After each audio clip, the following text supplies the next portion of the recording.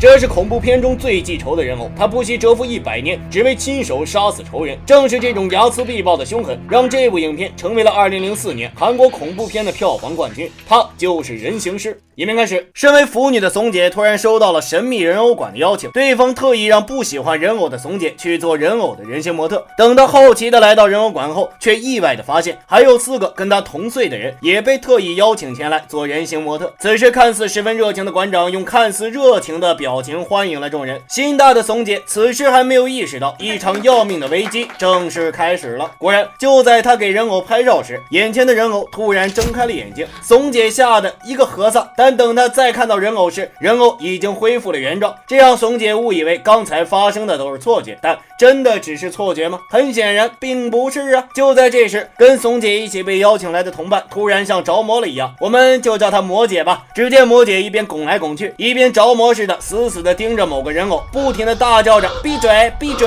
仿佛十分害怕那个人偶。这时聪明的双子哥意识到了不对劲，他怀疑眼前的一切跟馆长有关，于是他趁乱偷偷溜进了馆长办公室。还没等他找到什么线索，馆长居然回来了。慌乱之中，双子哥赶紧躲进了一个看似普通的衣柜里，但下一秒一双爪爪突然搭在了他的肩上，吓得赶紧转头查看。好家伙，这不看不要紧呢，一看吓了他一小跳啊！只见一个诡异的人偶正死死地盯着他，剧烈的心跳声很快引起了馆长的注意。然而馆长此时非但没有责怪双子哥，反而好心的提醒双子哥千万别乱跑哦，小心撞鬼哦。吓得双子哥赶紧跑了出去。而另一边，怂姐正在遭遇一场更大的危机。只见一个诡异的红衣女孩正热情地跟怂姐打招呼，看这女孩一身红，我们暂且叫她红孩儿。但就在怂姐扭头的功夫，红孩儿还没开始恐怖表演就突然消失了。懵逼的怂姐此时发现了一件更诡异的事情，她无意间发现制作人偶的人形师那里居然摆着一个跟刚刚那个红孩儿长得一模一样的人偶。最诡异的是，人形师竟然神秘地表示红孩儿已经等了怂姐18年了。红孩儿一天24小时都在牵挂着怂姐，怂姐顿时更懵逼了。她明明是第一次跟红孩儿见面，吓得赶紧离开了。但就在她离开的瞬间，红孩儿居然从角落走了出来，还神情悲伤地盯着怂姐离开的方向，仿佛怂姐就像那个负心汉抛弃了她一样。而被人偶惦记的怂姐刚下楼，就被又着魔了的魔姐扯住了头发，狠狠地摁在地上摩擦。还好众人赶来，及时控制住了魔姐。魔姐的反常也引起了同伴胡子哥的注意，于是胡子哥就给怂姐他们讲了一个十分可怕的真相。原来怂姐他们居然都是来自魔鬼村的，但魔鬼村在100年之前经历了一场可怕的浩劫，神秘人偶一夜之间屠杀了整个村子。怂姐他们都是那些幸存下来的村民的后代。众人顿时吓得愣住了，那馆长为什么特意把他们聚在一起呢？难道这一切都是馆长的阴谋吗？但等他们明白过来时，一切都晚了，因为一场更要命的危机正悄悄袭来。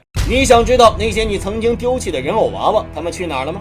嘘，他们正躲在某个角落偷偷地看着你。这不，当魔姐深夜抱着已经毁掉的人偶睡觉时，但门居然自动打开了，黑暗中有神秘的东西在缓缓靠近。魔姐瞬间被第六感惊醒，然而屋内竟然空空如也。害怕的魔姐丝毫没有察觉到窗外突然出现了一个长发人偶在死死地盯着她。魔姐顿时感到背后发凉，她赶紧朝着背后的窗户走去。但这时床上那个被毁掉的人偶头突然滚了下来，仿佛他在用尽最后一丝力气也要拼命保护魔姐。可他之前已经被毁得7零8碎，根本阻挡不了这一切。果然那个长发人偶还是爬进来了。下一秒屋内的灯开始忽明忽暗，紧接着长发人偶突然出现在魔姐的头顶，最后直接扑到了她的脸上。不出意外的话，魔姐是要出意外了。果然当同伴短发妹打开魔姐的房门时，她已经被吊在屋内，死得不能再死了，吓得短发妹直接瘫倒在地。众人见状赶紧报了警，可就在警察来的路上，短发妹突然想上厕所，殊不知她这条命会直接交代在马桶上。结果当她打开厕所时，却惊恐地发现每间厕所里都有个诡异的人偶娃娃。但人有3急啊，短发妹憋不住，还是强忍着害怕坐在了马桶上。还没等她把裤子提上呢，身后突然出现了一只爪爪，一把拽住了她。紧接着爪爪慢慢捂住了短发妹的嘴，咔嚓扭断了短发妹的脖子。同伴胡子哥听到响声后，偷偷把摄像机伸进去拍了张照片。此处请张三解释一下，偷拍女厕所那要判多久呢？就在胡子哥暗喜时，短发妹突然开始拼命的挣扎，1秒过后，短发妹顿时又没了动静。紧接着马桶上留下了一股血。胡子哥再傻也意识到了不对劲呐，他赶紧打开了厕所门，但眼前的场景吓得他直接摔倒在地。只见短发妹的双脚被折断，倒在了马桶上，又是死的不能再死了。这里接连发生命案，胡子哥再也不敢多待一秒，他大叫着冲出门，迅速的开着车一路逃窜。他逃，他追，他插翅难飞，还没等他开出100米，人偶就追到了他车里。人狠话不多的人偶直接扼住了胡子哥的喉咙。随着车子的震动，胡子哥轻松的死的不能再死了。眼下还活着的只剩怂姐和双子哥了。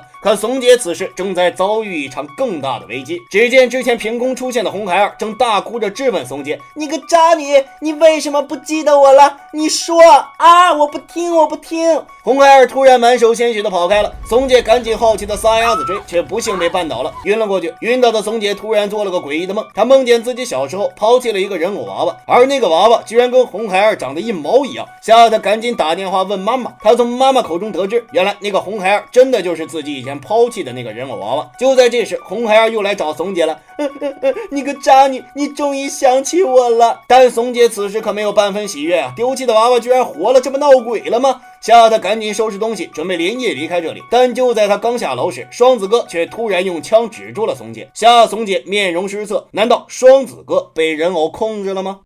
千万别乱丢人偶，你不知道他会变成什么回来找你。怂姐的人偶突然活了，吓得他赶紧逃跑啊！但就在此时，他却被同伴双子哥铐了起来。原来双子哥是个警察，前几天这里发生了命案，他偷偷来这里调查，正好无意间发现了一张杀人凶手的照片。奇怪的是，照片上的杀人凶手居然跟怂姐长得一模一样。怂姐想解释，但双子哥根本不给他机会啊！就在双子哥要开枪时，制作人偶的人形师突然出现了，他让双子哥再仔细看看照片。此时双子哥却惊恐的发现，杀人凶手居然变成了一个人偶，这到底什么情况啊？只见人形师突然愤怒地说出了真相，原来100年前有个男人制作了一个人偶，而这个人偶沾上了男人的精气之后，居然慢慢的活了，还爱上了男人。但有一天，男人的妻子突然莫名的惨死家中，男人怀疑跟人偶有关，可还没等他开始调查呢，男人居然被当成了杀害他妻子的凶手，全村人活活打死了男人。殊不知这一切都被男人制作的人偶偷偷看在了眼里，人偶发誓一定要替冤死的男人报仇，他一夜之间屠杀了整村人，而那个村子就是怂姐他们的村子魔鬼村。直到后来，人偶馆夫妇发现了人偶，并将人偶带回了人偶馆，人偶趁机控制了2人，让2人把当年那些幸存的魔鬼村村民的后代全部召集到这里，通通撕拉撕拉的，要那些村民断子绝孙。怂姐他们已经是第3波了，也是最后一波，而双子哥要调查的那些命案也是人偶干的。说到这里，人偶似乎分外憎恨双子哥，原来双子哥的祖先才是杀死那个男人妻子的真正凶手。就在此时，人形师灵活的头竟然180度大转弯，原来眼前的人形师就是那个人偶，吓得双子哥赶紧逃跑，但逃得掉吗？当然不能啊！只见他突然被一根铁丝狠狠勒住了脖子，接着被吊到了屋顶上。千钧一发之际，怂姐拼命挣脱手铐，朝着双子哥跑了过去。但此时他却震惊的看到，那个吊死双子哥的那个人，居然是那个被他丢弃的人偶红孩儿。原来红孩儿跟复仇人偶做了个交易，只要他替复仇人偶杀光所有人，复仇人偶就会饶怂姐一命。但怂姐此时惊恐万分，他不顾一切要毁掉红孩儿的本体，只要拧断人偶本体的脖子，那个人偶就会魂飞魄散。就在怂姐要毁掉红孩儿时，红孩儿突然双眼变红，彻底黑化了。他想不明白，他为了救怂姐杀了那么多人，他那么拼命保护的人，怎么到头来怂姐却反要毁掉自己？就在他要掐死怂姐时，他突然看到了怂姐手上的疤痕，那是怂姐为了救他才留下的。红孩儿最终还是心软了，他慢慢恢复了理智。就在怂姐本以为一切都结束时，被复仇人偶控制的人形师突然出现，他拿着红孩儿的本体威胁红孩儿杀掉怂姐。红孩儿说什么也不肯呢，一怒之下，人偶师用锥子毁掉了红孩儿的本体。红孩儿流下一滴泪后，彻底魂飞魄散。就在人形师要用锥子扎死怂姐时，一个子弹打死了人形师，接着对方用斧头砍死了馆长。这个男人是谁呢？原来他才是真正的馆长，一直被人形师关在了地窖，刚刚趁着没人看管，他偷溜了出来。好家伙，出场就拿双杀呀，这才是真正的主角光环呢！就在当天，唯一活着的怂姐和真馆长烧掉了所有的人偶，这场人偶的复仇也就到此结束了。其实电影有2条故事线，一条是人偶复仇，一条是人偶报恩。在人偶的世界里，你对我好，你便是我的全世界。